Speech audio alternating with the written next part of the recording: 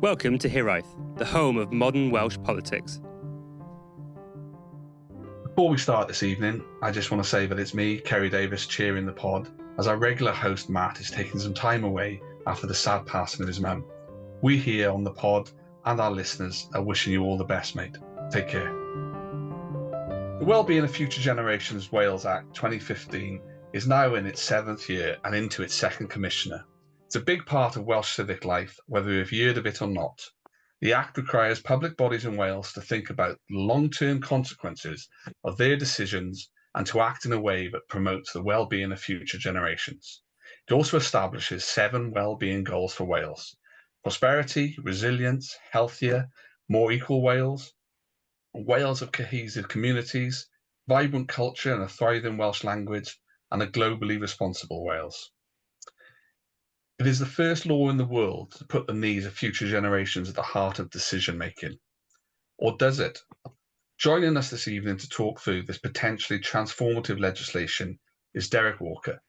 Derek is the 2nd ever Future Commissioner for Wales, joining earlier this year from his role as CEO of Compos, formerly known as the Wales Cooperative Centre. With Derek tonight on our panel is Aparna Trunilial, a member of the Future Generations Leadership Academy, who works as a forestry GIS advisor at Natural Resources Wales. Good evening, both. Shemai, good evening, Kerry. Good evening. Thanks, Aparna. Okay, both, thank you so much for joining this evening. I can't quite believe we haven't formally looked at the Future Generations Act in our pods, as it comes up pretty regularly. So it's entirely appropriate that you join us tonight. First off, we may know a lot about the Future Generations Act, but I don't want to assume everyone does. So Derek, just to kick us off, are you able to set the scene around the Act, the office, and your role as Commissioner? Yeah, absolutely, Kerry. But first of all, can I just thank you for inviting Aparna on the programme as well, on the podcast. Aparna is one of the alumni of our Future Generations Leadership Academy, whereby we support young people to have an understanding of the Wellbeing of Future Generations Act and help them to get on with their careers in public life in Wales. So I'm really pleased that Aparna is able to join us on the podcast this evening. So the background to the Wellbeing of Future Generations Act was, 2015 when it became legislation, Kerry, but the work went on well before that. It was preceded by a national conversation called the Wales We Want, which was an involvement exercise asking people in Wales what they wanted as a future for our country, and that put the basis down for the legislation. But prior to that, ever since devolution, we've put sustainable development at the heart of how we do things in Wales, as at the heart of devolution. And so the Wellbeing of Future Generations Act is the next embodiment of how we're approaching a country that puts sustainable development at the front and centre of how we do things in Wales. And so in essence, the Wellbeing of Future Generations Act applies to the public sector in Wales, public bodies, local authorities, health boards, Natural Resources Wales and others. Although, the third sector, the private sector, are very interested and often voluntarily go along with the spirit and the objectives of the Act. So it puts in place 7 wellbeing goals for us as a country, and that sets our direction for the future. We have 50 national indicators that enable us to assess our progress in achieving those goals. And we have 5 ways of working, which are putting the sustainable development principle into practice, which is, how public bodies are expected to behave in terms of integrating their agendas, collaborating, thinking long-term, involving people in the work that they do, preventing problems from arising. That's all what the legislation says, and this applies to public bodies. They put in place wellbeing objectives, and my job is to advise them on progress, push them to go further, monitor and assess their progress, undertake reviews where I think things aren't happening as well they should. So I'm a statutory commissioner, but I'm independent of government, and that's an important point. My job is independent of government, so Welsh Government falls under the legislation too. and they are also subject to the legislation, and means that I am also able to advise, monitor and assess and call out their progress if it's not satisfactory. So it's ambitious legislation, it's unique legislation, it's the only legislation in the world that puts the Sustainable Development Goals into the UN Sustainable Development Goals into legislation. It's making a big difference over a number of years. So it's a transformative piece of legislation, and I'm glad to hear, Kerry, that it comes up regularly on your podcast, because I do think it is a piece of legislation that is embedding into life in Wales, getting embedded into the life of Wales, and people are acting upon it. I definitely think in the guests we have, it is a feature of what they work in and what they understand we're trying to do in Wales. Aparna, you've obviously got a strong feeling for what Derek has described, and he gave us a little bit of a summary about the Leadership Academy. But can you tell us a little bit more about the Academy and what it brings to you and what you want to get out from that? Yeah, definitely. So with the Academy, when I first joined and was urged to go on it, I assumed, it's just going to be a leadership course like any other, almost like, going to university, completing a course, or doing a course on the side. And I went in with those expectations that I'll do it, gain maybe something out of it, and, forget about it completely. Bit later down the line, but really it has not been anything like that at all. If anything, it exceeded my expectations the whole way through. The staff were more than supportive, and not just supportive, they listened to you properly and used those issues to make sure that I had further opportunities in the field there.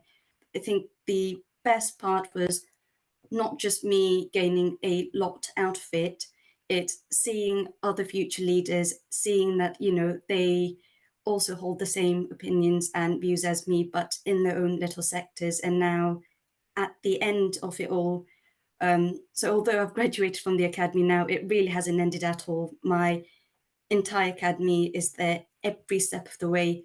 Should I need anything, they support me, I support them. We're constantly being given other opportunities, and, we're still being developed now. For example, I guess me being on the podcast right now, this is an incredible opportunity in itself, but also the Academy had me go to a conference in Glasgow for the wellbeing of the economies, and, to sit on a panel as a young person to speak about the issues that are most important to me, to a large audience that I would not usually get to do at all, is incredible and amazing. So yeah. It sounds like there's some fantastic opportunities for those on that particular academy and course, and I'm glad you're benefiting from that. So thank you both for setting the scene of where we are, 8 years into the legislation, and 7 of Commissioner, you're into the 8th. That's a fair chunk of time, and I'm one who looks over the annual reports and read what the commissioners say, the Public Accounts Committee. But where are we in terms of what we're trying to do? Like Derek, last week, the State of Nature report came out and described Wales as one of the most nature depleted countries on earth. I think you said we really have to act on that.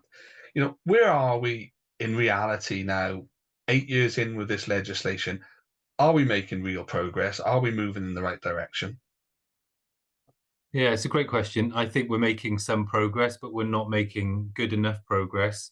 The other report that came out last week, Kerry, was the Wellbeing of Wales report, which is the Welsh Government's report on how we're doing against the 50 indicators, which show how well or not we are succeeding in terms of the Wellbeing of Future Generations Act as a whole and the goals that we have. And it's a mixed picture, to say the least, in terms of progress. We still see some areas, where we're going backwards. We see high levels of poverty. We saw greenhouse gas emissions increase from 2020 to 2021, although some of that was sort of COVID related, and as a result of the slowdown in the economy, I think, the year before. But nonetheless, there are some good things to point to in that report, but more generally.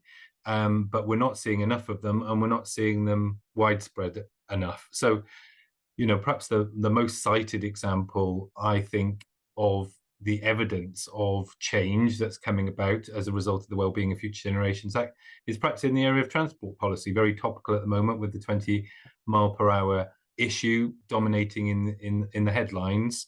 But actually, we're seeing quite a transformative approach in our approach to transport. So, what started with perhaps a big decision around the M4, which was didn't go ahead, the M4 Relief Road, and that was largely to do with not being in line with the Wellbeing of Future Generations Act.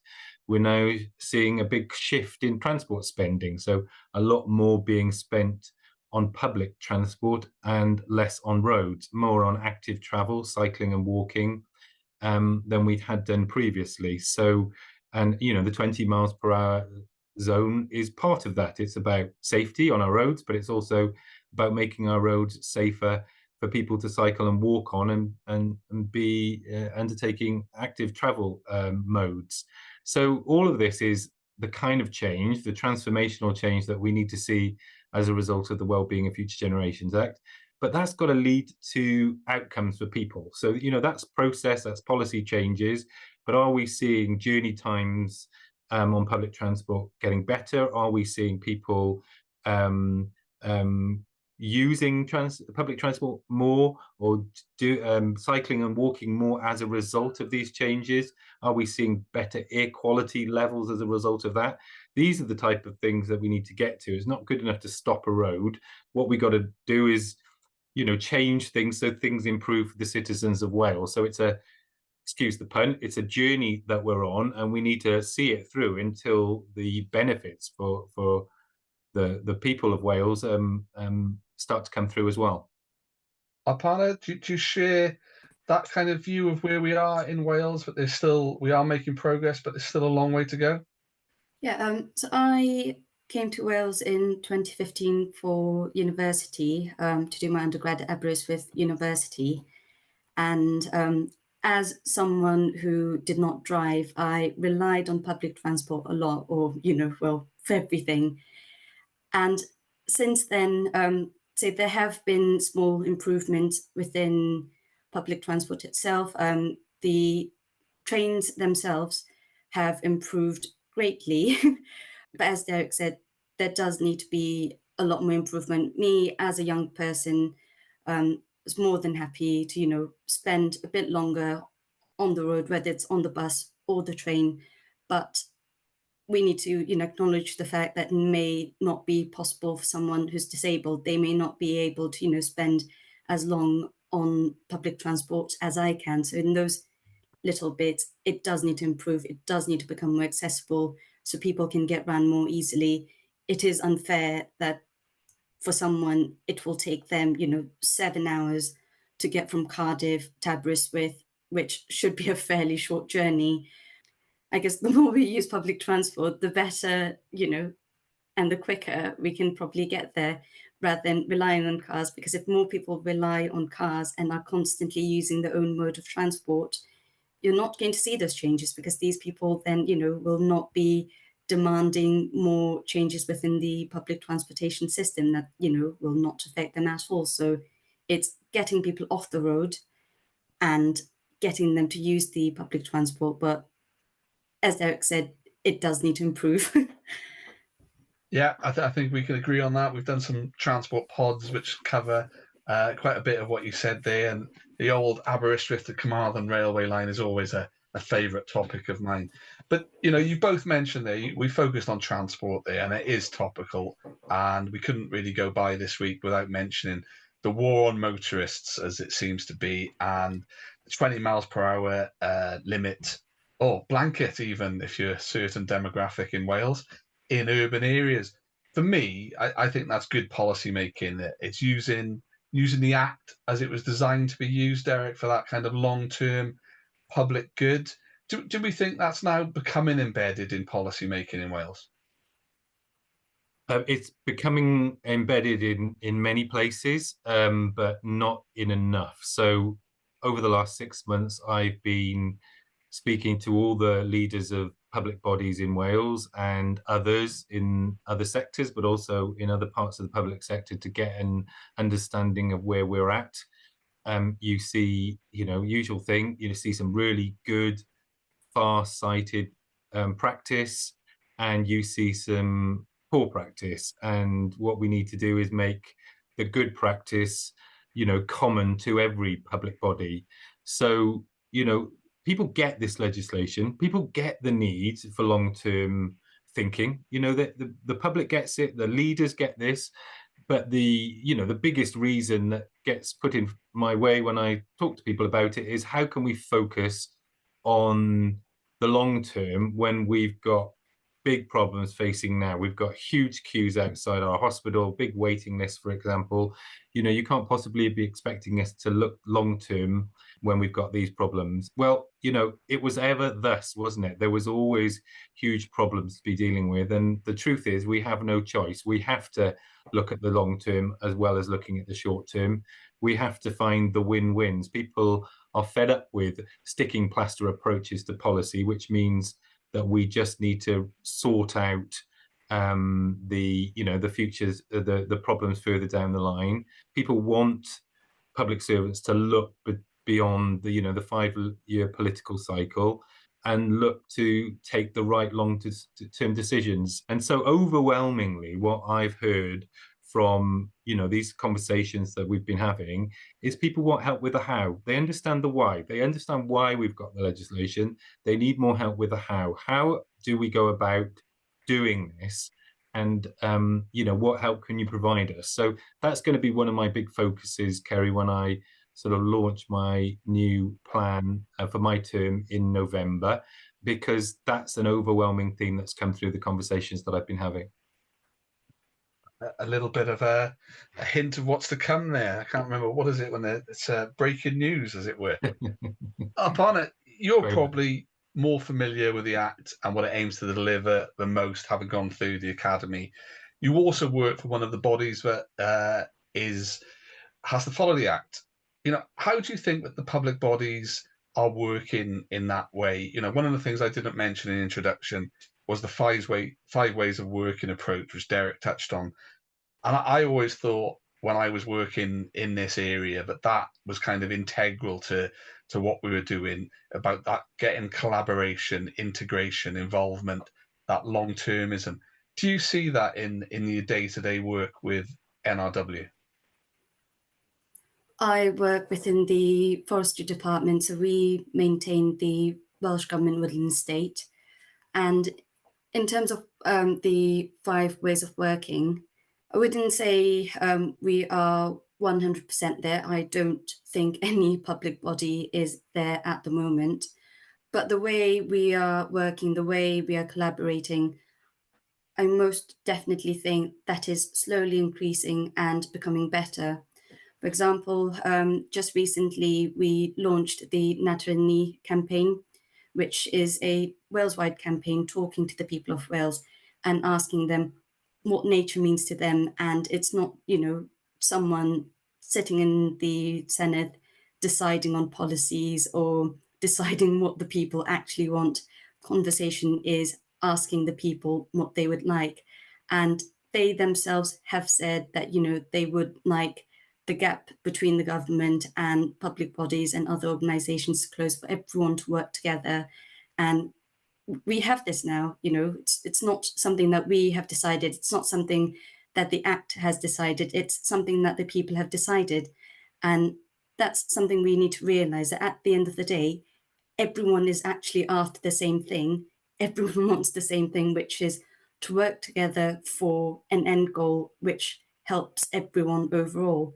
So although I do work for Natural Resources Wales, I make sure that anything I do, it's not limited just to, what we do. I make sure it has positive benefits for all.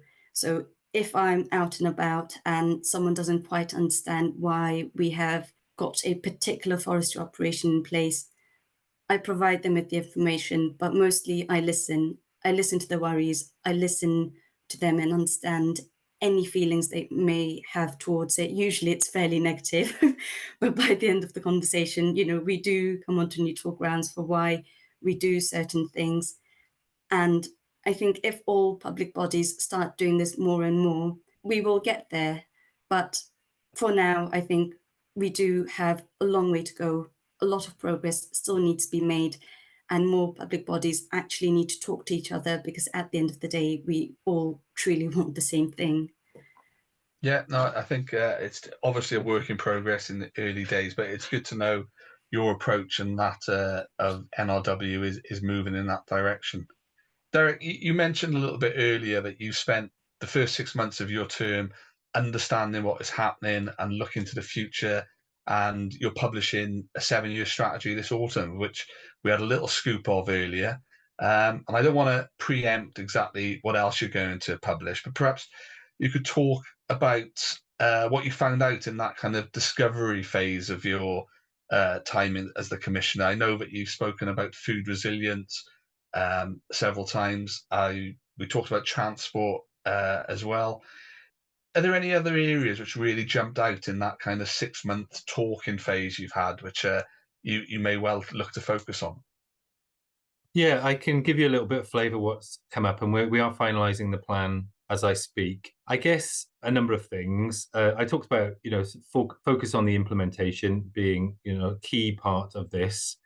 What we've also been hearing is people are wanting perhaps us to focus less on policy and more on other areas such as impact and delivering on the what the Act says, and making sure the machinery of the Wellbeing of Future Generation Act is working well. So I think this is all about looking at the USP of this role.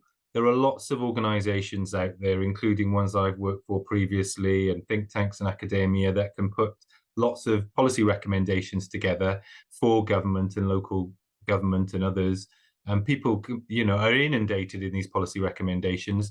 That doesn't seem to me like a valuable space to add value, to be the USP of my role. So my role is unique, and let's play to its strengths. It can advise, it's a statutory advisor, it can monitor and assess, it can call things out, it can review things where things are not happening.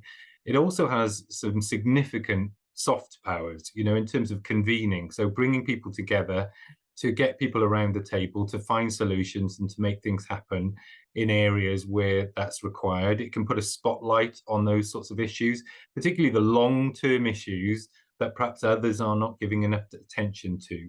So that is, key to the approach, is focusing on the USP of this role and those aspects.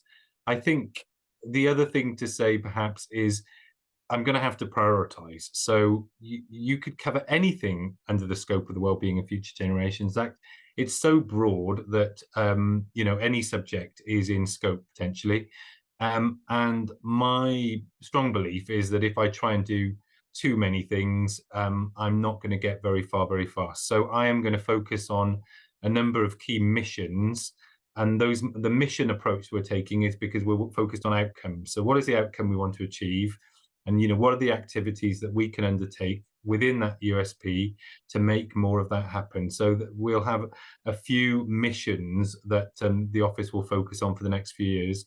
That will mean some people perhaps won't see their particular area in scope or, covered directly by the document that I publish. But I think that is inevitable and necessary for a small team to focus on, some key areas. That doesn't mean we don't touch on those things. We might have some light touch interventions or some cooperation in areas where with other organizations working in that space where we can see, a very future generations long-term lens approach is required. But that does require us to, it will require us to focus on fewer things and doing those in more depth and over the longer term. And, to give you a bit more of a flavour of what's coming up, we did a lot of analysis for this. You were looking at global trends reports. We did a lot of involvement work with the population of Wales. We did speaking to public bodies. We worked with advisors and experts. And, top of that list is the nature and climate emergencies. If you're thinking about the well-being of future generations, the interests of the long term of people not yet born, well, we need to have a climate, a planet on which they can live. We need clean rivers in which they can swim. We need clean water. We need biodiversity levels to regain the previous levels in order for them to have good, satisfying lives. So, that's at the top of the list. It's a bit of a no-brainer to see that on my agenda, but it's absolutely going to be at the top of the list. Aparna, I'm sure you get a chance to feed in to the Commissioner as a Academy alumni. Is there anything in particular you think the Commissioner should focus on going forward? Well, the main thing I would say is farming, really.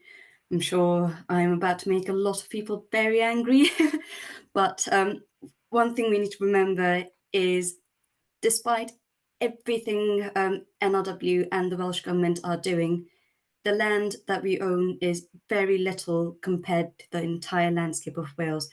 More than 80% of the landscape of Wales is farming, and the farming community think if they were to come together with us, because at the end of the day, we're not trying to work against them. We're not trying to take away what they have. We want to work with them to improve the local environment. And I think if we can do that, it's going to be a win-win situation for all.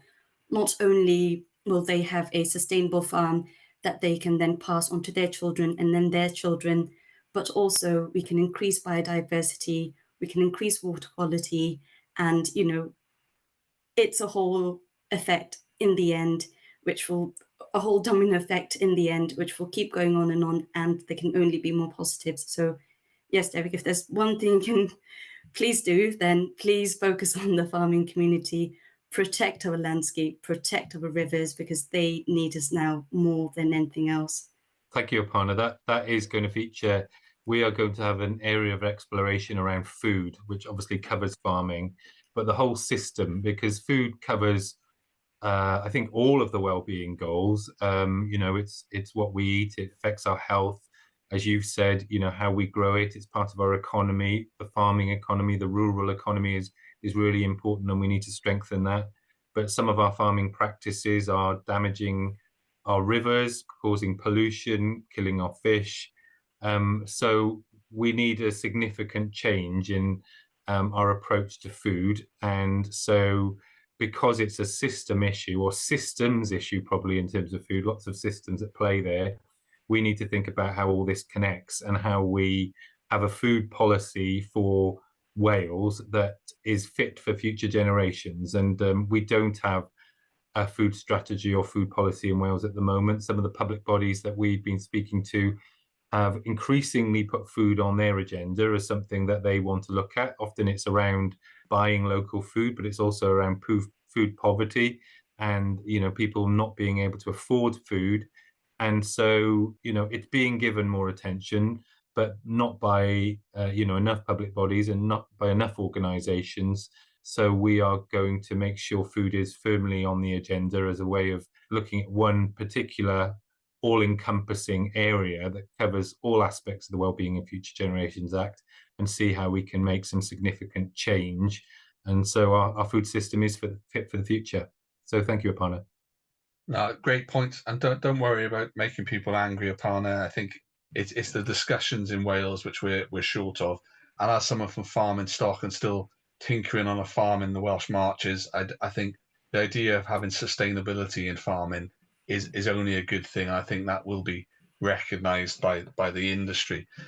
Derek, I want to come on some of the more difficult items.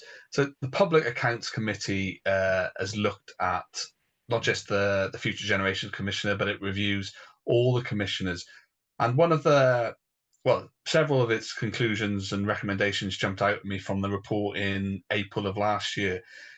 There was a suggestion that Welsh Government to undertake an evaluation of the Future Generation Commissioner, the scope of its work and its responsibilities. Like, where are we with that now? Well, I think that's a really welcome thing, and it will be happening. I don't think it will be happening. It will be happening. What we're at a half-time stage really in the Sustainable Development Goals. So the UN Sustainable Development Goals, which are Wellbeing of Future Generation, as that was based on, were agreed in 2015, as our Act was, and 2030 is when the Sustainable Goals are meant to be delivered. And we've made poor progress globally across the world. I think only something like 13%, 14% of these goals are on track to be delivered or have been delivered. So really poor progress.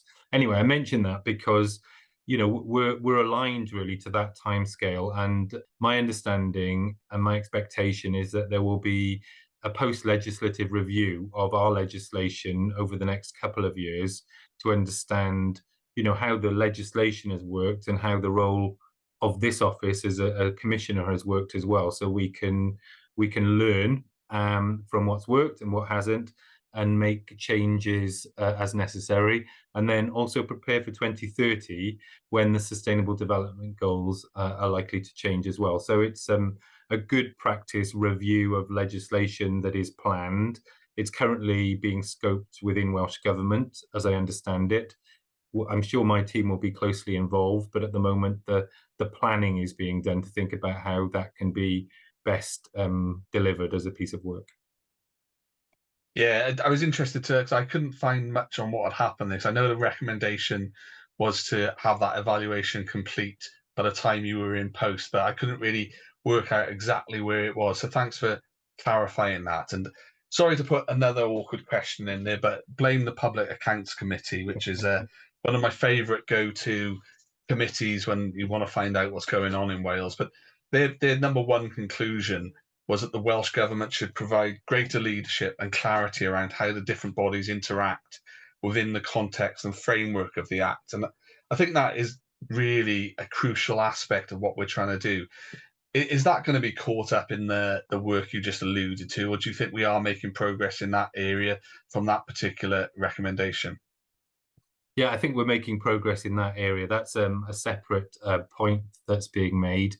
I think it also relates very much to the focus that I want to take in terms of making sure we get stuff done and clear direction is given to the public bodies, and expectations are there on what we should expect. I mean, one of the areas that I've been a little bit concerned about, Kerry, has been around some of the collaboration structures. So we have public service boards put in place by the legislation to enable and encourage public bodies to work together on issues over and above what they should be doing anyway as part of their responsibilities as public bodies, to look at those issues whereby they cannot deal with those sorts of things on their own. So the long-term determinants of our health, for example, are things that can't just sit with a health board, they sit with all of us, don't they?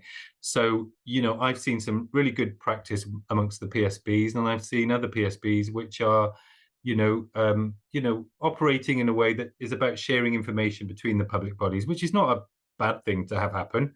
We need good communications with public bodies, but their intention was to be much more ambitious than that and to go beyond forums for sharing information, but to be, groups of organizations coming together to look at those long-term issues that they can only tackle by working together. And, we're not seeing enough of that type of ambitious long-term action within these collaborative structures. So, I think that needs a bit more attention.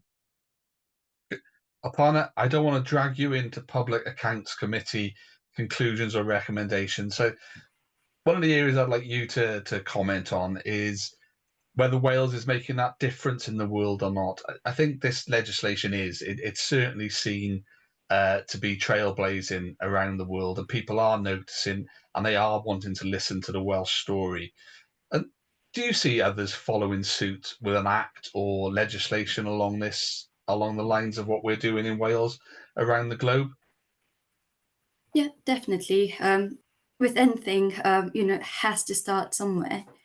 Most people may argue that Wales is a small nation, so it's easy for us to bring in such an act, but it's something that, I think eventually every single country, hopefully, will adopt and take it a lot further. We are, in a way, a living case study where people can see the progress that we have made and, you know, take this a lot further, I guess, in their own ways and in places where the Act is not in place. It's a great conversation starter. One of the best things about the Act is going elsewhere, seeing something and knowing it can be improved and just mentioning it to them that, look, in Wales, we have this Act. It doesn't just protect the current generation, but also protects the future generation. And what everyone needs is not just hope now, but hope for the future. And that's what the Act brings in. That's very true. And it is kind of part of that globally responsible Wales, which is one of the 7 areas. Derek, the last commissioner, shall we say, did some travelling to spread the message. And I have to be fair, I noticed that you were in New York last week spreading the message. Where do you think we are with getting a future generation legislation accepted or embedded around the world? Well, I guess it's not our job to embed it around the world, but we can, share our learning. And people are, as Aparna was saying, are very interested in what we're doing in Wales. Sometimes they're taking different approaches, but they're very interested in this sort of world-leading legislation. First of all, because of what we're doing, because of the innovative things that we're doing, we do get a lot of interest for this work around the world.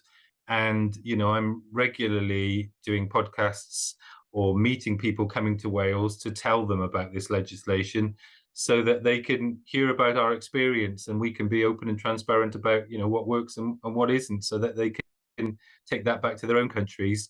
So you do get a fair amount of interest, and that does mean some invitations. And I'm trying to be very careful about when I fly because, one of the key aims of this legislation is to reduce our impact on the environment and improve our resilience as a country.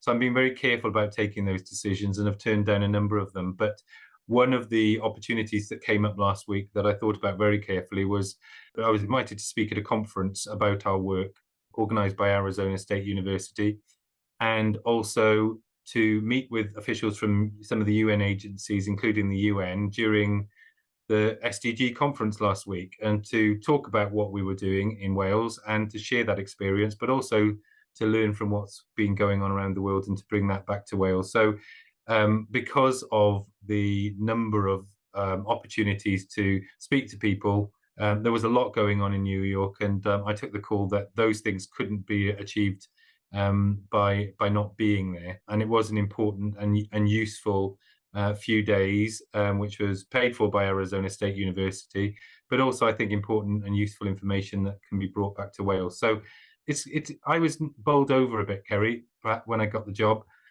by the level of international interest in this piece of legislation.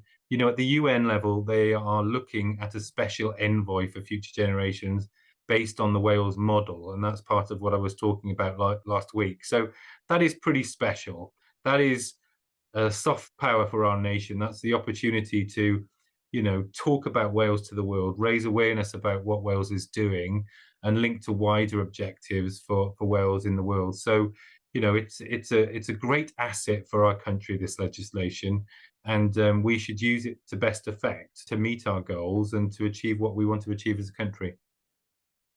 I wasn't trying to put you on the spot there, because I know you're going to have some very difficult choices on those travel. It was simply because I saw you were in New York, so I added it to the script. Kerry, that's absolutely fine. I'm happy to answer that question. That's the appropriate question. No problem at all. There is that global interest. I'm particularly interested with what's happening in the rest of the UK, because there was a point where I think it was through the Lords, I think. Lord Bird. Yes, thank you. They were looking at bringing in similar type of legislation in England, and the way politics over the borders going recently, I'm not sure that is the case anymore.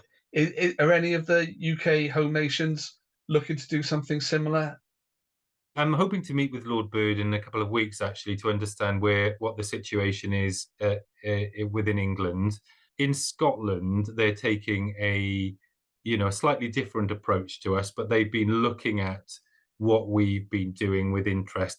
So a lot of the approach that we're taking to think long term and think about more broadly about well-being rather than some of the more traditional measures such as GDP is something that's got a fair amount of interest from people in Scotland, but actually I know not in the United Kingdom, but actually in Ireland we've had quite a lot of interest from the Republic of Ireland about what we're doing, and I think there does seem to be some momentum to put in place something similar to the Wellbeing of Future Generations Act, and possibly even an independent commissioner role like mine.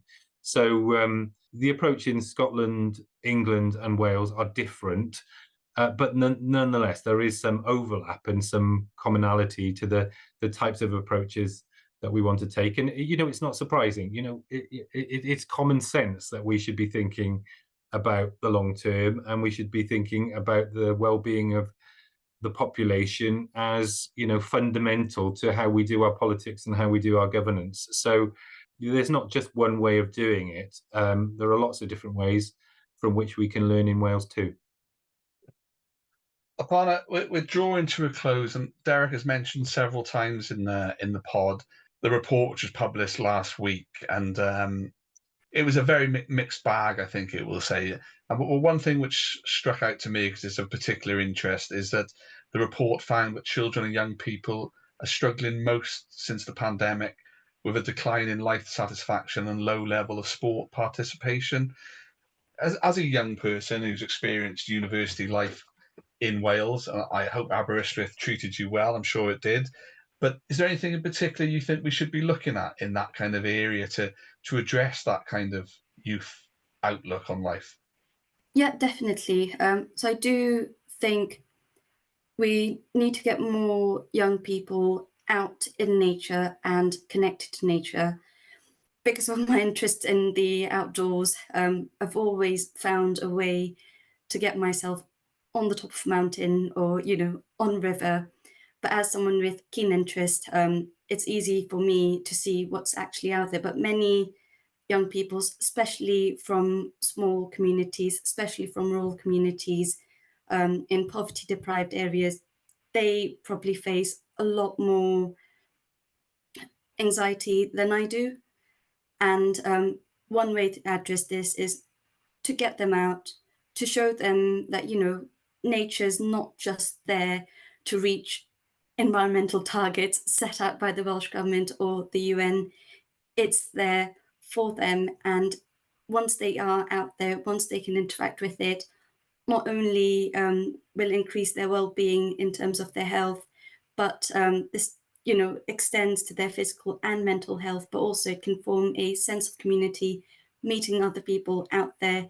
So I do think we really need to get the climate education out there, because the more people know, the more people experience what's actually out there, the more they will feel a responsibility to improve it and have some sort of say in it. And it's the community at the end of the day that's going to make the most amount of difference. It's not one singular organization or a politician who can do it. I think it's all of us coming together. So I do think nature in education needs to be embedded greatly. It doesn't need to be one single course. I think it needs to be a regular thing, not just for people at universities, but from the start, from, I would say, nursery onwards, it needs to be a core part, really. Yeah, I think we can all agree with that. Derek, we're coming to the end of the pod, but that aspect around children and young people really is future generations writ large. And in response to that, the Wellbeing of Wales report, you did write, we're not making enough progress in delivering the Wellbeing of Future Generations Act, as there's a mixed picture against national indicators. We need to use this report to encourage bold and urgent action. You're going to publish a strategy later on this autumn, but if you had one quick win you could enact or ask Welsh Government to really pick up and run with, what would that be? Oh, what a question. There's so many asks there, Kerry. I mean, the first thing to say about the report is I do think we have a job to do in shedding some light on that report. I hadn't, I've worked in public life for a number of years, Kerry, before this job, as you know, Chief Executive Compass, as you said at the beginning, prior to this. And I wasn't aware of this report until I applied for this role. And it's a really important piece of work. A lot of work goes into it by Welsh Government civil servants. And it's a State of the Nation report, really. It's a national scorecard to tell us, how well we are doing as a nation. And so I think, I hope podcasts like this, the media and others, will give that report some attention, because it can be used to direct effort and direct or public bodies to, what's working well and what isn't, and to encourage, more action where is needed. So, just that bit on the report. There's not one area, Kerry, I can give you in terms of what Welsh Government needs to do. There are so many sort of system issues here that can't be, addressed by one magic wand. This is hard. This is the hard work of transformational change. It requires lots of different changes and lots of different spaces by lots of different people to make the change that we want to have. But what the legislation does is it gives us a framework. We're all on this same journey. It's not just applying to Welsh Government, it's applying to all public bodies. It applies, and the third sector, the private sector, adopted as well. So it gives us one direction as a country. It gives us ways of working which we should all adopt, and it gives us a sense of common purpose. What I want us to do is to use this legislation as it's a vision for the country. It tells us where we want to go, gives us direction about how we should get there, and we should all be, supported, pushed, funded, directed to go on that journey together, so that we can really make a difference, not just for today, but for generations to come. Sorry for that curveball. We tend to end the pods with that kind of wish list answer, but it isn't easy, and I appreciate you trying to give us that. But we have run out of time, so I just want to thank you both for giving up your evening for us today. And we always ask, should anyone want to hear from you or contact you after the pod when they've listened to what you've had to say, can they find you anywhere on social media, any of the platforms, Aparna? Yeah, definitely. Mine is just Aparna_Lily. And I do follow Derek on Twitter, so if you are good with your social media, should be able to find me on there. Okay, I'm sure people can find you. Derek, you must have a plethora of ways of contacting or following yourself. What's most appropriate? Well, I've got my own Twitter account at Derek Walker _ and a LinkedIn account, which is the other place you can find me. Also, you can find all the contact details from myself and the team on our website. If you Google Future Generations Commissioner Wales, you'll find it all there. And we have a office Twitter account as well. You'll find us.